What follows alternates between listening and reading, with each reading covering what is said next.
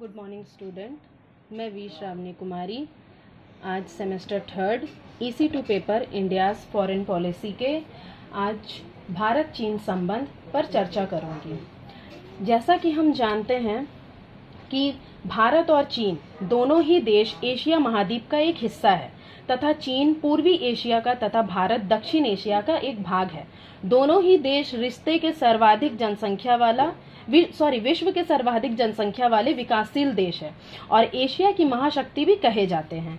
यह भी कहा जाता है कि अमेरिका के बाद यदि विश्व की कोई महाशक्ति निकलेगा तो वह भारत चीन में से ही एक होगा।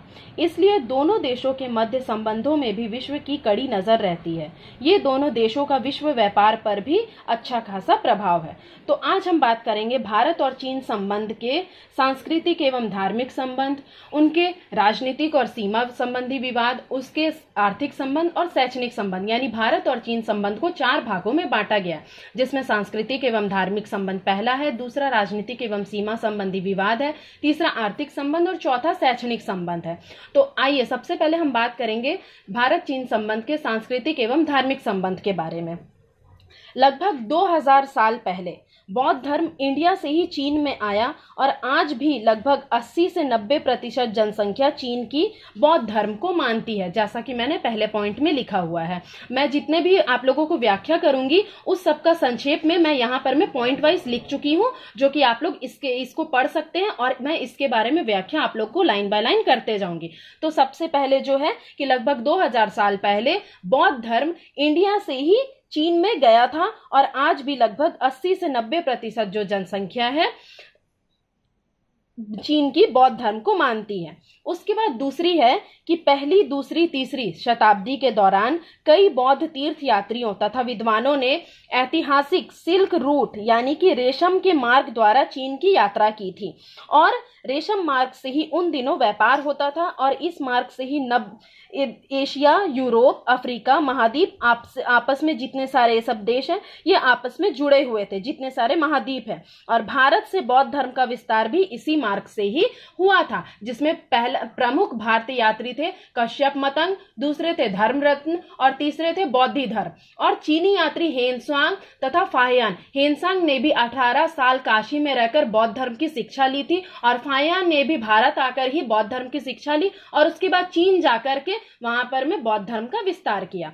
तीसरा पॉइंट है कि ऐतिहासिक सभ्यता की निशानी के रूप में भारत ने चीन के लोयांग शहर में सांची के स्तूप के आकार के बौद्ध मंदिर का निर्माण करवाया और हाल ही में मई 2010 में इसका उद्घाटन प्रतिभा देवी सिंह पाटिल के द्वारा किया गया था।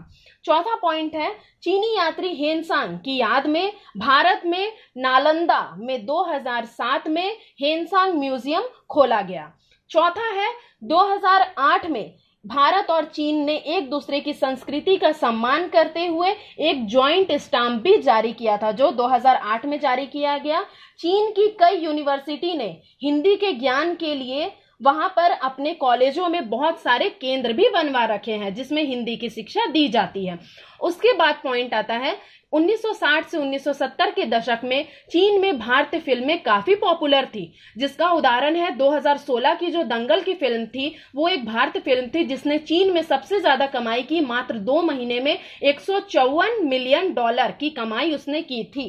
तो उसके बाद नेक्स्ट पॉइंट है कि 2015 में प्रधानमंत्री श्री नरेंद्र मोदी की यात्रा के दौरान चीन के यूनान प्रोविंस शहर में एक योगा कॉलेज के निर्माण के लिए समझौता भी किया गया था और इसके अलावा वहां पर इंडियन आर्ट, मूवीज, फोटोग्राफी का प्रदर्शन भी समय समय पर होता रहता है। तो ये थे भारत और चीन के मध्य सांस्कृतिक एवं धार्मिक संबंध जो इस रास्ते के द्वारा, सिल्क रूट के द्वारा संस्कृति के साथ साथ धार्मिक संबंधों का भी विस्तार होता आया है। उसके बाद आइए अब हम बात करते हैं भारत और चीन के मध्य राजनीतिक संबंध के बारे में।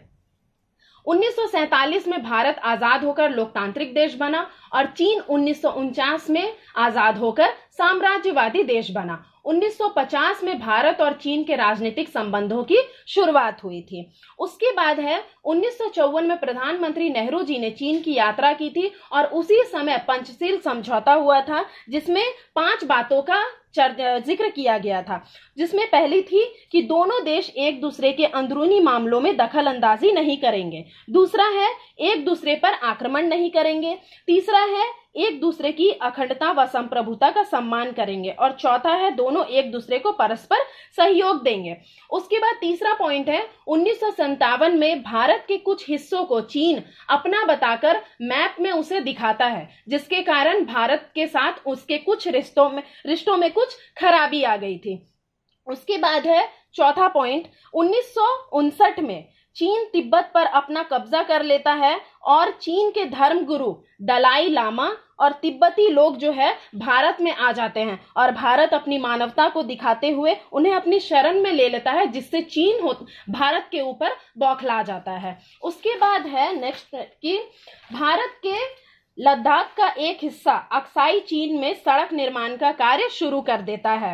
भारत और चीन की एक मैकमोहन लाइन होती है, जिसे मानने से चीन इनकार कर देता है। इसी कारण 1962 में भारत और चीन के बीच युद्ध होता है और अगले 20 वर्षों तक उनके बीच में कोई बातचीत नहीं होती है, क्योंकि चीन द्वारा मैकमोहन लाइन को मानने से इनकार कर दिया जाता है। उसके बाद है कि 1988 में भारतीय प्रधानमंत्री श्री राजीव गांधी चीन की यात्रा करके संबंधों में कुछ सुधार लाते हैं और उसके बाद उसी दौरान भारत चीन के मध्य वायु सेवा भी शुरू होती है और विज्ञान तथा तकनीक के आदान प्रदान के कई समझौते भारत और चीन के द्वारा किए जाते हैं।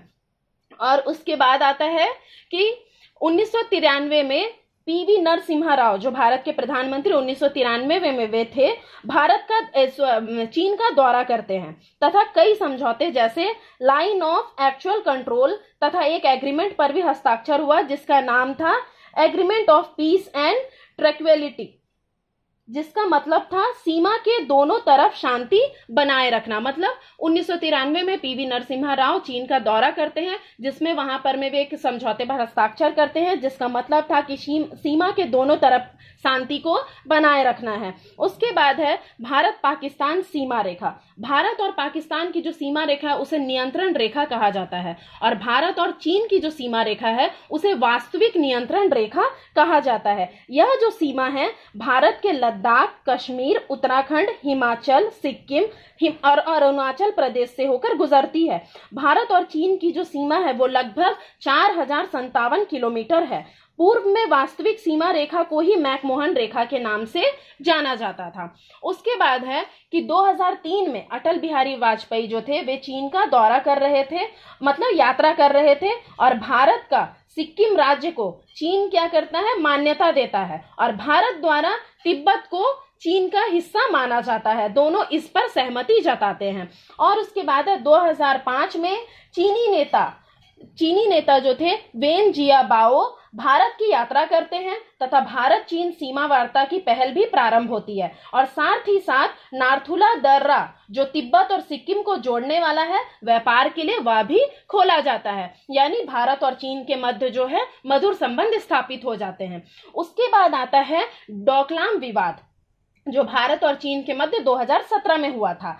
हाल के चर्चों डोकलाम का मुद्दा चर्चा में रहा है, जो 2017 में हुआ था। डोकलाम जो है वो भूटान का एक हिस्सा है तथा चीन वहां तक सड़क निर्माण करना चाहता था, इसलिए चीन वहां से सड़क निर्माण का कार्य शुरू कर देता है और इसके बाद विवाद शुरू होता है, क्योंकि अगर वह सड़क बन जाती तो वहां पर चीनी सैनिकों का ज्यादा प्रभाव बढ़ सकता था।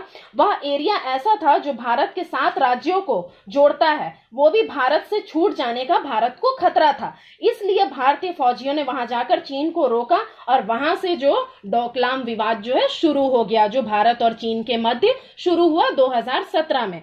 उसके बाद है 2018 का वुहान समिट, जो भारत तथा चीनी प्रधानमंत्रियों के बीच में मीटिंग हुई थी। 2018 में भारत और चीन प्रधानमंत्रियों की चीन के वुहान में एक मीटिंग हुई थी तथा दोनों देश अपने व्यापार संतुलन पर सहमत हुए थे और सीमा पर सकारात्मक बातचीत हुई थी। और उसके बाद है कि हाल ही में चीन के द्वारा वन बेल्ट वन रोड जो शुरू किया गया था, जिससे भारत को आपत्ति हुई थी, क्योंकि एक प्रोजेक्ट पर पाकिस्तान अधिकृत कश्मीर से होकर गुजरता है और भारत का मानना है कि यह भारत की अखंडता एवं संप्रभुता का अपमान है, क्योंकि वह आधा कश्मीर से होकर गुजर रहा था। इसीलिए भारत ने चीन के वन बेल्ट वन रोड को मानने से इनकार कर दिया, उस पर आपत्ति जताई। उसके बाद है ब्रह्मपुत्र नदी का विवाद। ब्रह्मपुत्र जो है भारत की नदी है, जो एक बिंदु पर चीन की सीमा को छूती है और चीन वहां पर नहर बनाकर पानी लेने की कोशिश कर रहा था। तो अगर ऐसा होता तो भारत के उत्तर पूर्वी राज्यों में पानी की कमी हो जाती, जिस पर भारत ने आपत्ति जताई। उसके बाद है दिसंबर 2015 का पेरिस सम्मेलन, जो भारत और चीन के मध्य हुआ था। जैसा कि हम जानते हैं, इस समय पर्यावरण प्रदूषण और जलवायु परिवर्तन का मुद्दा गंभीर हो चुका है। दिसंबर 2015 में पेरिस सम्मेलन हुआ और भारत तथा चीन ने यह आग्रह किया कि सरोकार सबका दायित्व अलग अलग हो। मतलब कि विकसित औद्योगिक देश आर्थिक प्रदूषण फैला रहे हैं तो उनका दायित्व भी विकासशील देश से अधिक होना चाहिए। यदि विकसित देश प्रदूषण फैलाएंगे तो विकासशील देश उसे रोकने का भरपूर प्रयास करते हैं। जो प्रदूषण फैलाएं उनका ही दायित्व ज्यादा होना चाहिए इस प्रदूषण को कम करने में। यह भारत और चीन के मध्य आग्रह हुआ कि जो विकसित देश प्रदूषण फैलाते हैं उन्हें ज्यादा दायित्व निभाना चाहिए उसे कम करने के मामले में, यानी विकासशील देशों की तुलना में विकसित देश का दायित्व ज्यादा होना चाहिए। तो अब देखेंगे हम लोग तीसरा पॉइंट, वाणिज्यिक और आर्थिक संबंध। दोनों ही देश जैसे कि विश्व अर्थव्यवस्था वाले देश हैं और दोनों ही देशों पर विश्व की जो अर्थव्यवस्था है वो टिकी हुई है और दोनों ही देशों की अर्थव्यवस्था पर दुनिया की नजर रहती है। 2008 में जो विश्व में आर्थिक मंदी आई थी उसका भी कोई खास प्रभाव इन दोनों देशों पर नहीं पड़ा था। तो आइए अब हम बात करेंगे दोनों के मध्य वाणिज्यिक और आर्थिक संबंधों के बारे में। सन 2000 में कुल व्यापार दोनों देशों के मध्य $3 बिलियन था, जो 2008 में बढ़कर 51.8 बिलियन $US हो गया और 2011 में 73.9 बिलियन $US हुआ और 2017 में 84.44 बिलियन $US हुआ। 2018 से 19 में व्यापार घाटा $10 बिलियन तक कम किया गया। 2017 से 18 में भारत का चीन से आयात $76 बिलियन था और निर्यात $13 बिलियन था और 2018 से 19 में भारत का चीन से आयात $70 बिलियन था और निर्यात $16.50 बिलियन था। यानी कि 2017 से 2018 में भारत के लगभग $10 बिलियन का घाटा को कम किया गया, क्योंकि 2017 से 18 में घाटा $63 बिलियन था और वही 2018 से 19 में $53.5 बिलियन किया गया। भारत के लिए चीन आयात के स्रोत के रूप में पहला देश है और निर्यात के स्रोत के रूप में चौथा देश है और वही चीन के लिए भारत आयात के स्रोत के रूप में 25वां देश है और निर्यात के स्रोत के रूप में 7वां देश है। भारत द्वारा ज्यादा आयात किया जाता है चीन से, जैसे कि इलेक्ट्रॉनिक्स उपकरण और दवाइयां, और भारत द्वारा ज्यादा निर्यात किया जाता है चीन को पेट्रोलियम पदार्थ, केमिकल, सूती धागे, प्लास्टिक, समुद्री पदार्थ और चावल। तो इस तरह भारत और चीन के मध्य आयात निर्यात का संबंध रहता है। तो अब हम देखेंगे कि 1984 में दोनों देशों के आर्थिक संबंधों की शुरुआत हुई और भारत ने चीन को मोस्ट फेवर्ड देश का दर्जा दिया, यानी कि चीन के द्वारा भारत को काफी फेवर किया गया, काफी सहायता किया गया, जिस कारण 1984 में भारत ने चीन को मोस्ट फेवर्ड देश का दर्जा दिया। 1988 से भारत चीन के मध्य ज्वाइंट इकोनॉमिक ग्रुप की बैठक भी आयोजित होती रही है। हाल ही में 26 मार्च 2018 को नई दिल्ली में यह बैठक आयोजित की गई। उसके बाद स्ट्रेटेजिक इकोनॉमिक डायलॉग की बैठक भी होती है, जो हाल ही में 5वीं ऐसी बैठक 14 अप्रैल 2018 को बीजिंग में आयोजित की गई थी। तो उसके बाद अब बात करेंगे हम भारत और चीन के मध्य निवेश के बारे में। 2017 में चीन का भारत में निवेश 3 बिलियन यूएस डॉलर था। 2018 में चीन का भारत में निवेश 5.6 बिलियन यूएस डॉलर था। कुछ प्रमुख कंपनियां जैसे अलीबाबा, शाओमी, फूसन, टेंसेंट और सुनवाई कैपिटल जैसी कंपनियां जो है वो भारत में निवेश करती है। मार्च 2017 तक चीन में भारत का निवेश 705 मिलियन यूएस डॉलर था। चीन में प्रमुख भारतीय कंपनियां जैसे अडानी, बिल्मर, टाटा और SR, Infosys, Reliance group, Jindal company आदि जो है वो चीन में अपने निवेश करती हैं। 7 भारतीय बैंकों की शाखा जो है वो भी चीन में है, जबकि चीन के सिर्फ एक बैंक आईसीबीसी की शाखा मुंबई में है। और अप्रैल 2017 में ई बिजनेस वीजा भी दिया गया निवेशकों को, जिससे चीन से भारत में निवेश के लिए सुविधा दी गई। अब उसके बाद हम बात करेंगे शैक्षणिक संबंध के बारे में।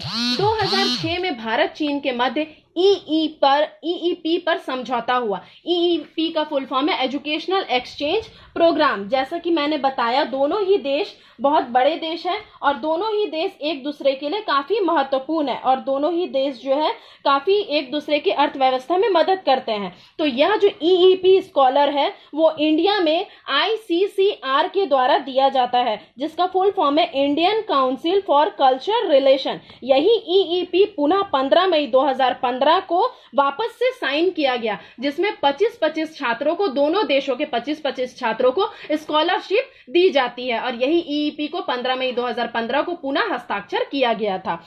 उसके बाद है कि आगरा में स्थित हिंदी संस्थान द्वारा भी चीनी विद्यार्थियों को हिंदी के ज्ञान के लिए स्कॉलरशिप दी जाती है। 2017 से 18 में 5 चीनी विद्यार्थियों को यह स्कॉलरशिप दिया गया।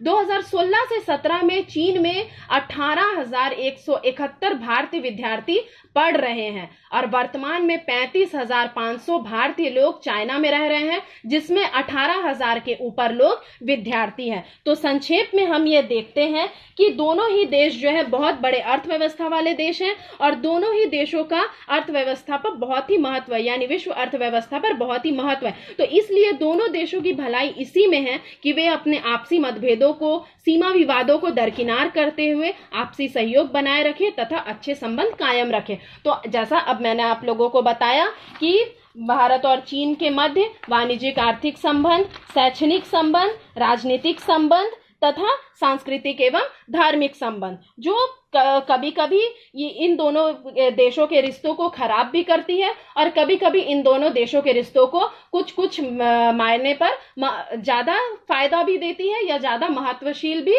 बनाती है, ज्यादा प्रभावी भी बनाती है। तो ये वीडियो आप लोगों को समझ आ गया होगा। और भारत और चीन के बारे में मैंने जो व्याख्या की उसके शॉर्ट में, संक्षेप में मैंने आप लोगों को पॉइंट वाइज यहाँ पर बता दिया है, जिसे देख करके आप लोग और मेरे वीडियो को देख करके आप लोग नोट्स तैयार कर सकते हैं। Thank you.